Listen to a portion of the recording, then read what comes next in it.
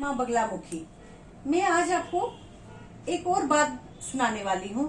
मुझे कुछ ना कुछ मतलब जैसे मैं किसी जगह पे जाती हूँ तो मेरा ध्यान होता है, कहीं शोर पड़ा हुआ है, लोग इकट्ठे हुए हैं, तो मेरे मन में ये रहती है बात कि आगे जाके देखूं। तो कई बार मेरे साथ मेरा बेटा होता है, वो कहता है मम्मा रहने दो, वो अपनी काम कर रहे हैं, मगर मैं नहीं रह सकती। बेटे कई बार मुझे डांटता है, मम्मा ऐसे मत करो, कि वो अपना बातें कर रहे हैं, वो लड़ रहे हैं, तो आप मत करो, मगर मैं नहीं रह सकती। मैं आज कहीं गई थी तो मेडिकल कॉलेज जाना था मुझे, तो जैसे मैं गई तो वहां पे कोई औरत आई हुई थी।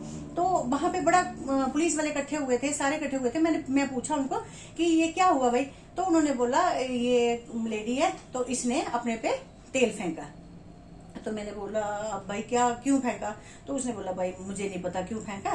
तो फिर मैं चुपचाप पीछे खड़े हो गई। मेरा मन ना करे कि जो जिस काम के लिए मैं आई हूँ तो वो मैं काम करूं, मगर फिर भी मैंने मतलब उधर खड़े होके अपने मन में ये विचार किया कि मैं जगह जगह ये पढ़ती हूँ, बेटी पढ़ाओ बेटी बचाओ, बेटी पढ़ाओ बेटी बचाओ, मगर मुझे आज ये दिमाग में आ रहा है ये खाली लिखने की बातें, ये लिखित में ही रह गई है।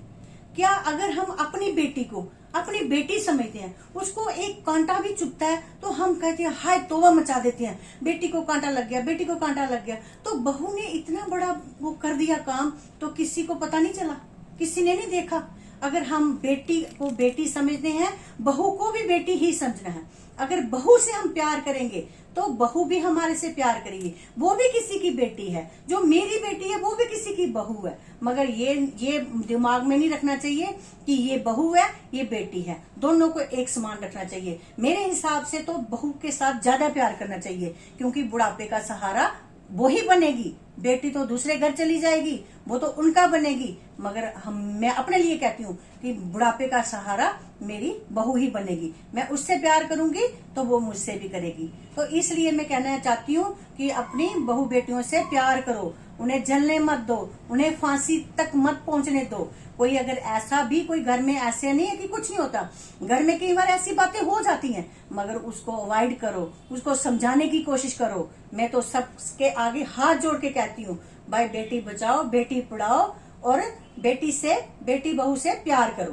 तो भगवान की तरफ अगर आप पूजा पाठ करते हो तो आपके मन में ये कभी भी नहीं आएगा कि बेटी और बहू में फर्क समझना है। मैं तो नहीं समझती हूँ, चाहे मतलब आप बोलोगे इसकी बेटी नहीं है, मगर मेरी बेटी है, मेरे देवर की बेटियां हैं, जेठ की बेटियां, वो भी मेरी बेटियां हैं, मगर मुझे उतना ही दर्द होता है जितना मुझे उन बेटियों का होता है, इतना ही मुझे बहू का होता है। तो इसलिए मैं ये आज बड़ी दुख के साथ आपको कहने वाली हूँ कि मैंने जब उस बेटी को देखा, उसने मतलब वो 70% जल चुकी थी, मगर मुझे बहुत दुख हुआ। अब मैं कुछ कर नहीं पा रही थी, क्योंकि उसके पेरेंट्स साथ थे, उसके ससुराल वाले साथ थे, उसका हस्बैंड साथ था, तो पुलिस वाले साथ थे, मगर मैं उसकी हेल्प नहीं कर पाई। मगर मुझे अंदर अंदर इतना दुख हुआ, मैं आके खाना भी नहीं खा पाई। मगर ये मैं आपको सबको यही बोलूंगी, माता रानी सबका भला करे, सबको सद्बुद्धि दे, और बेटी को मतलब बेटी समझो, बहू को बहू समझो, दोनों को एक समान दर्जा दो। तो ये अगर आप किसी की बेटी के साथ अगर कोई ऐसा काम करते हो तो आगे मतलब आपकी बेटी के साथ ये होने वाला है।